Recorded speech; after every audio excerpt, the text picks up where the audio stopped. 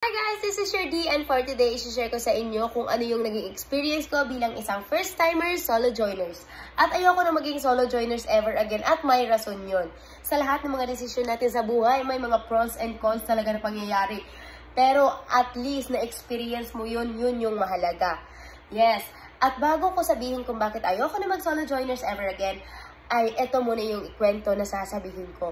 Yung peak na pinuntahan namin ay sobrang ganda talaga guys. Parang what you see is what you get talaga. At good for beginners pa siya. At hindi talaga kayo magsisisi guys kapag pinuntahan nyo yung peak na yon. At ang rason kung bakit ayoko nang maging solo joiners again dahil nag-expect ako na sa grupo na sasalihan ko ay magiging friends ka sila.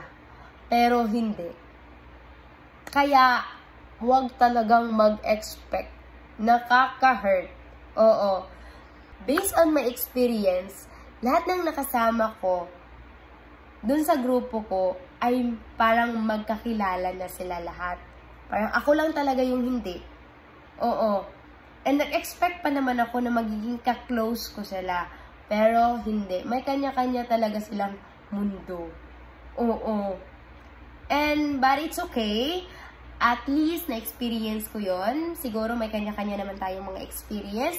At nakadepende naman siguro yung pagiging solo joiners natin sa mga makakasama natin. Kasi nga, may mga nakita akong mga videos na yung pagiging solo joiners nila ay naging ka-close nila yung mga kasama nila.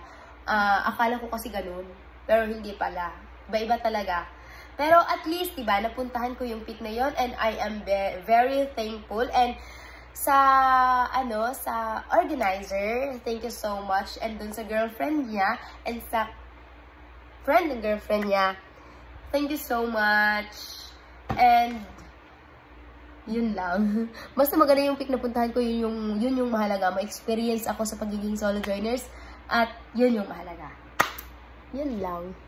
Kayo, ano ang naging experience nyo? Minsan masarap din talaga lumingon sa pinanggalingan no?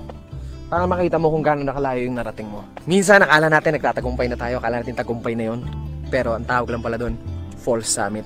Hindi natin nakikita ng literal yung pinakatuktok ng gusto nating marating sa buhay. Pero kaya siyang makita ng imahinasyon.